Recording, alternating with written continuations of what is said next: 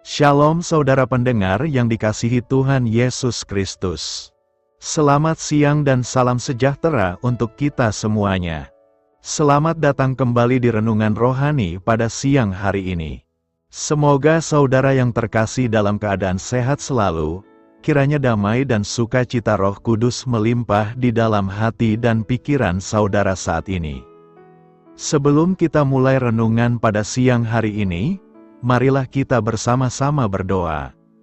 Allah Bapa yang baik dan ajaib, Bapa yang bertahta di kerajaan sorga, Bapa yang kami kenal di dalam Tuhan Yesus Kristus. Terima kasih atas penyertaan yang Tuhan berikan kepada kami atas siang hari yang indah ini. Terima kasih telah memberi kami kesempatan untuk selalu dapat bersyukur atas segala pekerjaan yang kami kerjakan. Maka dari itu, kami mohon kiranya Bapa berkenan menyertai kami selalu di sepanjang hari ini. Terima kasih atas berkat-Mu hingga saat ini kami masih bisa merasakan kebaikan-Mu dan buatlah agar kami selalu mengucap syukur kepada-Mu. Tuhan Yesus Kristus, terima kasih pada saat ini kami masih bisa bekerja. Tuhan, saat ini kami akan memulai pekerjaan kami. Berkatilah pekerjaan ini dan sertailah sepanjang kami selama bekerja pada hari ini, agar menjadi berkat bagi kami, bagi keluarga kami dan juga tempat kami bekerja. Berkati seluruhnya di siang hari ini, agar berjalan dengan baik, dan menjadi berkat untuk kami jalani bersama dengan anak Tuhan yang lainnya. Dalam nama Tuhan Yesus, kami berdoa. Amin. Sahabat pendengar renungan saudara rohani, bacaan renungan dan ayat emas Alkitab renungan kita siang hari ini akan kita mulai dari pembacaan nats sebagai berikut. Terpujilah Allah dan Bapa Tuhan kita Yesus Kristus yang dalam Kristus telah mengaruniakan kepada kita segala berkat rohani di dalam sorga. Tertulis di dalam kitab Efesus 1 ayat 3, topik renungan kita hari ini adalah diinginkan dan dibutuhkan. Bacaan kita pada siang ini dapat Anda baca di Alkitab saudara yang terambil dari kitab Efesus 1 ayat 3 sampai dengan ayat 14. Terpujilah Allah dan Bapa Tuhan kita Yesus Kristus yang dalam Kristus telah mengaruniakan kepada kita segala berkat rohani di dalam sorga. Sebab di dalam Dia Allah telah memilih kita sebelum dunia dijadikan, supaya kita kudus dan tak bercacat di hadapan-Nya. Dalam kasih Ia telah menentukan kita dari semula oleh Yesus Kristus untuk menjadi anak-anak-Nya, sesuai dengan kerelaan kehendak-Nya, supaya terpujilah kasih karunia-Nya yang mulia, yang dikaruniakan-Nya kepada kita di dalam Dia, yang dikasihi-Nya. Sebab di dalam Dia dan oleh darah-Nya kita beroleh penebusan, yaitu pengampunan dosa, menurut kekayaan kasih karunia-Nya, yang dilimpahkan-Nya kepada kita dalam segala hikmat dan pengertian. Sebab Ia telah menyatakan rahasia kehendak-Nya kepada kita, sesuai dengan rencana kerelaan-Nya, yaitu rencana kerelaan yang dari semula telah ditetapkan-Nya di dalam Kristus sebagai persiapan kegenapan waktu untuk mempersatukan di dalam Kristus sebagai kepala segala sesuatu, baik yang di sorga maupun yang di bumi. Aku katakan, di dalam Kristus, karena di dalam Dialah kami mendapat bagian yang dijanjikan kami yang dari semula ditentukan untuk menerima bagian itu sesuai dengan maksud Allah, yang di dalam segala sesuatu bekerja menurut keputusan kehendak-Nya, supaya kami, yang sebelumnya telah menaruh harapan pada Kristus, boleh menjadi puji-pujian bagi kemuliaan-Nya. Di dalam Dia kamu juga karena kamu telah mendengar firman kebenaran, yaitu Injil keselamatan-Mu di dalam Dia kamu juga, ketika kamu percaya, dimeteraikan dengan Roh Kudus, yang dijanjikan-Nya itu. Dan Roh Kudus itu adalah jaminan bagian kita sampai kita memperoleh seluruhnya, yaitu penebusan yang menjadikan kita milik Allah, untuk memuji kemuliaan-Nya. Kata mutiara renungan kita hari ini adalah, di dalam Kristus kita dipilih oleh Allah, bahkan sebelum dunia dijadikan. Mari kita mulai renungan siang kita. Mari kita mulai segmen kisah inspiratif. Diinginkan dan dibutuhkan adalah salah satu kebutuhan dasar manusia. Kita semua ingin dipilih, dihormati, diterima. Kita mau keberadaan kita disadari, dan bukan karena kekurangan-kekurangan kita. Sayangnya, tidak selalu sesama memenuhi dua kebutuhan itu. Saya tidak berharga. Kalau saya mati, tak seorang pun akan merindukan saya. Saya berusaha bunuh diri karena pasangan saya selingkuh. Ini adalah beberapa ungkapan orang yang merasa tidak dibutuhkan lagi. Orang-orang sekitar boleh tidak menginginkan dan tidak membutuhkan kita dengan berbagai dalih. Kita berhak kecewa, tapi jangan sampai kita merasa diri tidak lagi berharga. Kenapa? Di dalam Kristus, kita dipilih oleh Allah. Bahkan sebelum dunia dijadikan, kita boleh lahir, tumbuh dan menjadi seseorang saat ini karena Allah menginginkan dan membutuhkan kita menjadi bagian rencananya yang indah. Kita bernilai di mata Tuhan karena kita diciptakan oleh-Nya. Kita diberikan berbagai kemampuan oleh-Nya. Kita dipakainya untuk melakukan berbagai pekerjaan yang baik, yang tak kalah penting. Yesus Kristus sudah menebus dosa kita oleh darah-Nya. Saat ini kita dihargai dan dibutuhkan orang-orang yang mengasihi kita. Puji Tuhan, Tuhan menghargai dan membutuhkan kita melebihi mereka. Sekalipun saat ini kita mengalami banyak tekanan hidup yang membuat kita merasa tidak dikasihi dan ditolak, Tuhan tetap menganggap kita bernilai. Ambil waktu sejenak untuk merenungkan betapa berharganya kita yang dibentuk menjadi umat pilihan-Nya, yang dikuduskan dan yang tak bercacat di hadapan-Nya. Kekayaan kasih karunia Tuhan, ada begitu banyak kekayaan yang luar biasa dalam hidup kita di dalam dunia ini, tetapi sering kekayaan itu tersembunyi dan tidak dilihat. Bahkan secara umum kita hanya melihat kekayaan yang bersifat lahiriah, tetapi kekayaan yang bersifat prinsip, tahan uji, tahan lama tidak dilihat.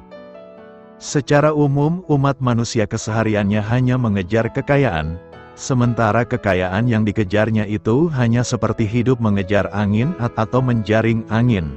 Hal ini dapat digambarkan dengan kata bijak berikut: meninggalkan api, mengejar asap. Ada begitu banyak orang hidup dalam khawatir atau hidup dalam kecemasan yang berlebihan dalam menjalani hari-hari mereka. Keadaan yang seperti ini, sebagai akibat tidak memahami rahasia kekayaan yang sesungguhnya. Sebaliknya, jika seseorang memahami rahasia kekayaan akan hidup dalam ucapan syukur. Yang menjadi pertanyaan sekarang adalah seperti apa kekayaan itu? Siapa sumber kekayaan? Apa bentuk-bentuk kekayaan yang sejati itu dan bagaimana mencapainya? Rasul Paulus menjelaskan kekayaan di sini bukanlah kekayaan dunia yang kita peroleh melalui kerja keras, namun kekayaan rohani yang kita peroleh melalui anugerah Allah di dalam Yesus Kristus. Apakah kekayaan rohani itu? Siapakah yang memilikinya dan bagaimana seharusnya sikap orang yang memiliki kekayaan rohani itu? Kita akan menelusuri melalui penjelasan di bawah ini. Sumber kekayaan, kepada umatnya telah diberikan kekayaan atau berkat yang tidak ternilai harganya dan kekayaan itu terjaga dengan baik. Sumber kekayaan itu adalah Kristus. Jadi sumber berkat adalah Allah Bapa dalam Tuhan Yesus, bukan setan, malaikat, ataupun manusia walaupun Allah bekerja melalui manusia. Inilah kekayaan yang sesungguhnya. Allah mengaruniakan kepada kita berkat rohani yang berada dalam sorga ini merupakan sesuatu yang istimewa karena, jika berbicara di dalam sorga berarti pernyataan firman Tuhan ini bersifat profetik. Akan tetapi jika kita membaca selanjutnya maka berkat berupa dipilih, diangkat menjadi anak, dan sebagainya itu dikerjakan sebelum dunia dijadikan. Hal ini menarik untuk kita teliti sebagai suatu upaya untuk memahami esensi dari frasa. Sebelum lebih lanjut kita mengulas mengenai rupa-rupa berkat tersebut, maka terlebih dahulu kita harus memahami frasa di dalam sorga. Sebelum lebih jauh mengetahui apa maksud frasa di dalam sorga, ada baik kita mengetahui latar belakang sejarahnya. Firman Tuhan mengenai kekayaan akan sangat berarti bagi para pembacanya, karena Efesus dianggap sebagai Bank Asia.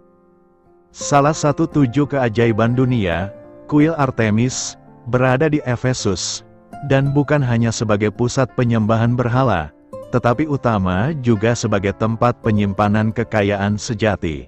Sebagian harta kekayaan yang bernilai seni yang terbesar dari zaman kuno, disimpan di dalam bangunan yang megah ini. Dalam surat ini, Paulus menunjukkan bahwa jemaat Kristus mempunyai kekayaan yang jauh lebih besar dibanding kekayaan yang ada di Efesus.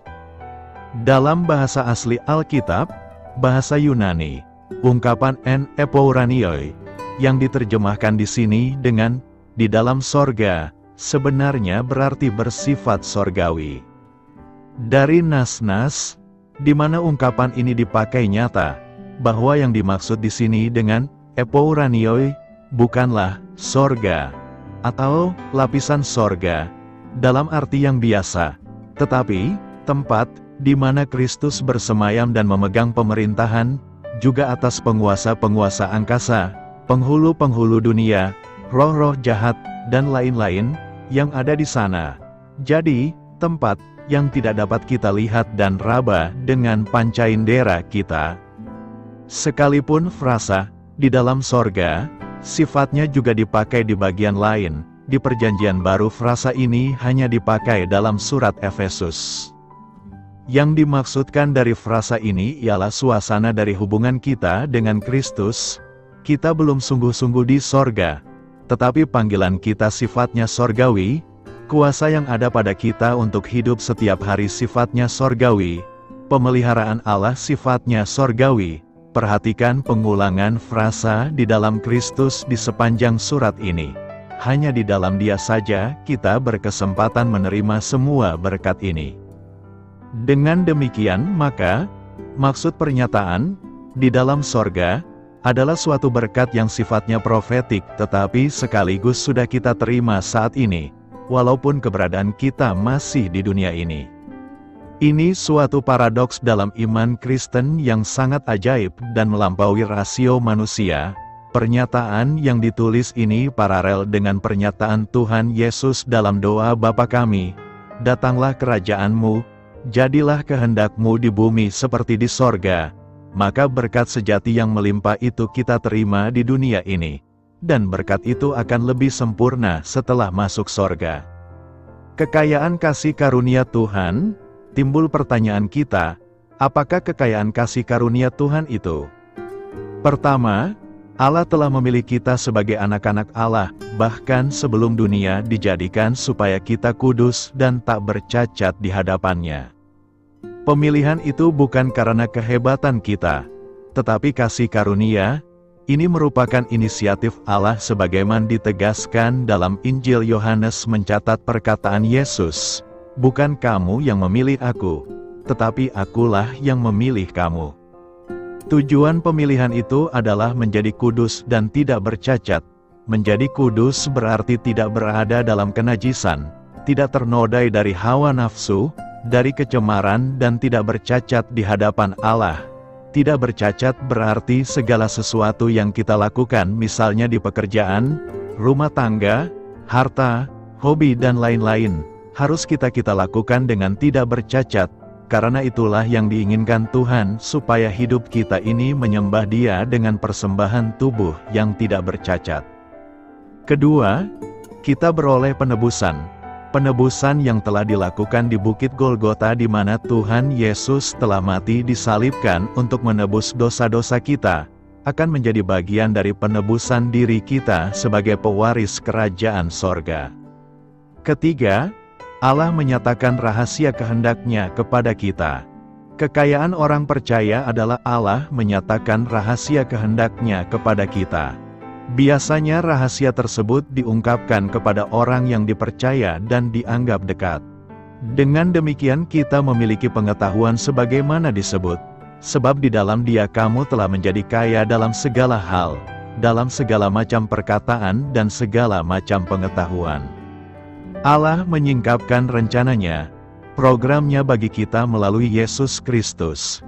Melalui Kristus kita memahami rencana Allah bagi hidup kita dan bagi dunia ini sebagaimana Yesus katakan, Semua telah diserahkan kepadaku oleh Bapa-Ku dan tidak seorang pun mengenal anak selain Bapa, dan tidak seorang pun mengenal Bapa selain anak dan orang yang kepadanya anak itu berkenan menyatakannya. Keempat, kita dimateraikan oleh Roh Kudus. Allah telah menjanjikan kepada kita sebuah Roh Kudus. Allah berjanji pada saat hari Pentakosta, dan Roh Kudus ini hanya bekerja bagi setiap orang yang percaya dan mengenal Yesus sebagai Juru Selamat umat manusia. Ini merupakan warisan yang sangat luar biasa yang bukan warisan akhir tetapi warisan awal berkat surgawi yang akan kita terima kelak yang selengkapnya. Roh Kudus adalah jaminan terhadap apa yang akan kita warisi di masa akan datang. Allah telah membebaskan umatnya, tetapi kesempurnaan pembebasan itu masih berlangsung di masa depan. Semua yang percaya adalah pewaris, tetapi warisan tersebut belum diterima semuanya, masih menunggu penyempurnaannya di masa depan. Bagi siapa? Kita bertanya bagi siapakah kekayaan kasih karunia Tuhan ini diberikan? Kekayaan rohani itu diberikan sebagai anugerah Allah bagi mereka yang percaya kepada Yesus Kristus. Namun kekayaan rohani tidak terkumpul dengan sendirinya. Sebagaimana mempunyai rekening bank tidak otomatis terkumpul. Dibutuhkan perjuangan keras sebagaimana dalam Matius 6 ayat 20 menyebutkan, timbunlah bagi dirimu harta di sorga. Ternyata tidak cukup sekedar mempunyai agama agar kita memiliki kekayaan secara rohani. Kita perlu memupuk hubungan yang erat dengan Allah, sebagaimana Yesus mengatakan, di mana hartamu, di situ hatimu. Jika kita menjadikan kekayaan rohani harta yang abadi, tentu hati kita akan ke sana. Orang yang kaya rohani akan merasa miskin di hadapan Allah sebagaimana kata Yesus, berbahagialah mereka yang miskin di hadapan Allah, karena merekalah yang empunya kerajaan Allah. Apa yang dimiliki saat ini belumlah seberapa dibandingkan ke masa yang akan datang. Karena itu dia terus akan berjuang mendapatkannya. Renungkan, banyak orang mengorbankan kebahagiaan mereka karena terlalu fokus dalam memenuhi kekayaan harta benda dan mencari uang sebanyak-banyaknya. Mereka rela mengorbankan kesehatan dan waktu terbaik dengan keluarganya. Di sisi lain, banyak orang tua yang berpikir bahwa jika ia sudah memberikan sarana pendidikan yang terbaik, kebutuhan sandang pangan yang berlimpah serta warisan materi berlimpah bagi anak-anaknya berarti ia sudah memenuhi kewajibannya sebagai orang tua yang sukses. Namun mereka lupa bahwa harta warisan sejati terbaik bagi anak-anak dan setiap keturunan bagi setiap generasi adalah warisan iman dan karakter yang berkualitas. Semua berkat rohani itu Allah tuangkan di dalam Kristus Yesus. Malah Kristus sendiri adalah berkat Allah bagi manusia. Oleh karena karya penyelamatannya kita telah menerima segala berkat rohani. Kita telah menjadi anak-anak Allah. Tentu yang menjadi fokus perhatian kita bukan semata-mata kekayaan di dunia ini, sebagaimana Yesus menegaskan, apa gunanya seorang memperoleh seluruh dunia tetapi kehilangan nyawanya? Nyawa jauh lebih berharga daripada seluruh harta di dunia ini. Kekayaan dunia menjadi tidak berarti tanpa kekayaan dan kemenangan rohani, dan itu adalah anugerah Allah. Karena itu, teruslah mencari kekayaan kasih karunia Tuhan di sepanjang perjalanan hidup kita. Roh Kudus jaminan penebusan, Efesus 1 ayat 14 berkata, dan Roh Kudus itu adalah jaminan bagian kita sampai kita memperoleh seluruhnya, yaitu penebusan yang menjadikan kita milik Allah, untuk memuji kemuliaannya. Hidup di tengah dunia membutuhkan jaminan yang pasti. Untuk ini kita membutuhkan landasan yang kokoh dan mutlak, agar kita tidak diombang-ambingkan oleh badai kehidupan ini. Ketika kita menjadi orang percaya, kita tahu bahwa di dalam Kristus kita mendapat jaminan yang pasti dan kokoh. Keselamatan orang Kristen dijamin bukan oleh manusia, melainkan didasarkan pada kematian dan karya penebusan Kristus di atas kayu salib. Jaminan ini tidak hanya berhenti pada satu titik. Allah memberikan jaminan yang bersifat menyeluruh yang kita sebut sebagai total protection. Alkitab menjamin dari titik awal sampai kepada penyempurnaan totalnya. Apakah jaminan yang kita peroleh dari Tuhan? Pertama, kita dijamin oleh Yesus Kristus. Setiap orang yang ada di dalam Kristus berarti sudah dijamin oleh Injil Kristus. Di sini kita sudah mendapatkan harapan pertama. Kedua, orang yang percaya dijamin oleh Roh Kudus. Pada waktu Roh Kudus datang, Ia akan menginsafkan dunia akan dosa, kebenaran dan penghakiman. Roh Kudus memeteraikan orang percaya supaya kita boleh sadar akan dosa, kebenaran dan penghakiman. Tanpa Roh Kudus bekerja di dalam hidup orang berdosa, maka orang tersebut tidak mungkin sadar akan dosa. Ketiga, jaminan dari Allah Bapa. Seluruh sasaran dari jaminan ini bukan hanya berhenti pada titik pembayaran tetapi akan berakhir di dalam jaminan Allah Bapa sampai kita mendapatkan keseluruhannya untuk kita memuliakan Dia. Ini menjadi sasaran akhir yang harus terjadi. Semua progres dari perjalanan sejarah harus sampai kepada tujuan akhir yang telah direncanakan oleh Allah. Allah Bapa yang memiliki kedaulatan, yang telah merencanakan dan menggarap persoalan ini sampai menuju titik akhirnya, yaitu semua yang percaya akan mencapai satu tujuan, yaitu kita akhirnya boleh menjadi puji-pujian untuk kemuliaannya. Seluruhnya ini tidak mungkin bisa digagalkan oleh siapapun. Allah adalah Allah yang berdaulat. Ini seharusnya menjadi kekuatan bagi kita untuk menjadi saksi yang kokoh di tengah dunia yang rapuh ini. Dan Allah menghendaki anak-anaknya hidup di dalam jalur yang telah disediakan oleh-Nya bagi kita agar kita boleh menggenapkan rencananya untuk memuji kemuliaan-Nya, agar kita beroleh keselamatan kekal. Keselamatan yang dikerjakan oleh Yesus Kristus Tuhan dalam karya salib adalah satu kali untuk selamanya. Dan keselamatan yang Tuhan anugerahkan kepada orang yang dikasihinya adalah tetap atau permanen.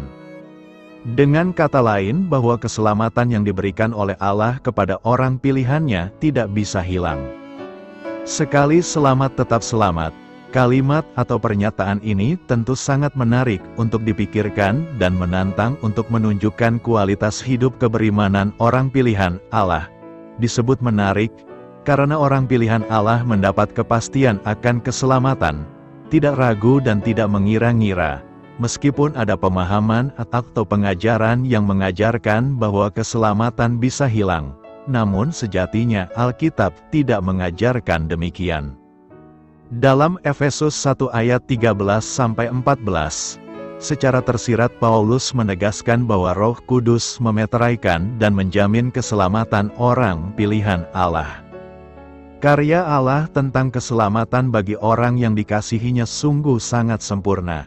Allah sendiri yang merencanakan dan menentukan dalam kekekalan, Allah dalam diri Yesus Kristus Tuhan juga yang mengerjakan keselamatan di kayu salib, dan Allah sendiri, yaitu Roh Kudus yang mensahkan atau memeteraikan sekaligus yang menjadi penjamin keselamatan.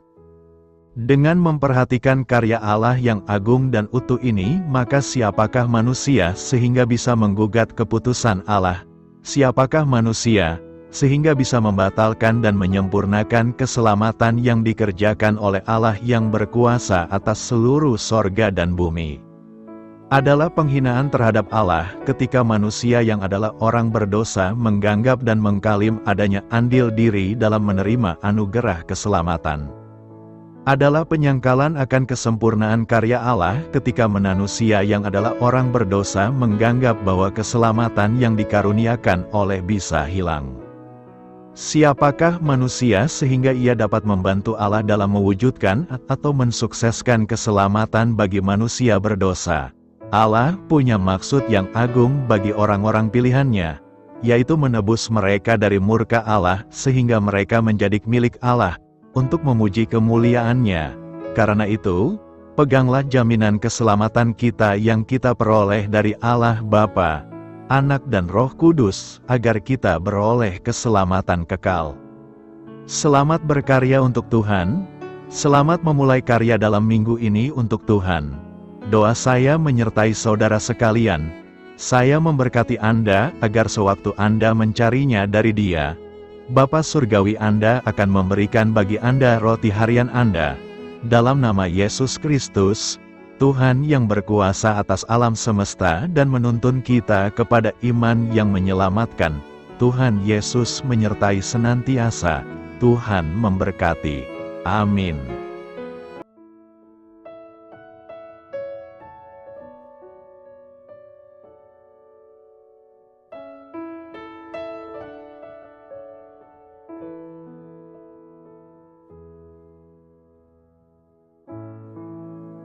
Demikianlah renungan firman Tuhan pada siang hari ini. Semoga menjadi kekuatan di dalam hidup kita dan menjadikan kita pribadi yang lebih sukses. Sebelum kita memulai aktivitas hari ini, marilah kita berdoa. Bapa kami yang ada di sorga, terima kasih atas kasih dan kebaikan Tuhan yang begitu besar buat kami. Tuntunlah perbuatanku agar di sepanjang hari ini saya bisa bekerja sebaik-baiknya, tidak pernah jemu menolong sesama, selalu ramah dan tahu terima kasih, menghayati iman dan mengamalkannya dengan sekuat tenagaku.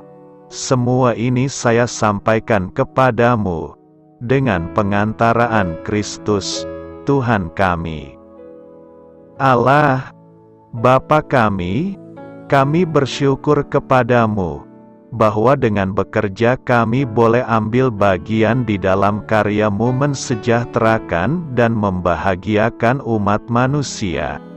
Kami mohon bimbingan-Mu dalam melaksanakan pekerjaan kami hari ini. Bimbinglah kami agar sanggup bekerja dengan semangat kasih, dengan riang, rajin dan jujur. Terima kasih, Tuhan. Amin. Dalam nama Tuhan Yesus Kristus Tuhan dan Juru Selamat kami, Bapa kami yang baik, kami mengucap syukur dan berdoa. Amin. Biarlah firman Tuhan menjadi pengingat untuk kita semua, bahwa tuntunan dari Roh Kudus akan selalu memberi jalan keluar bagi setiap permasalahan hidup kita, dan memberi kedamaian di hati kita. Amin. Sampai jumpa di renungan siang saudara rohani berikutnya. Shalom.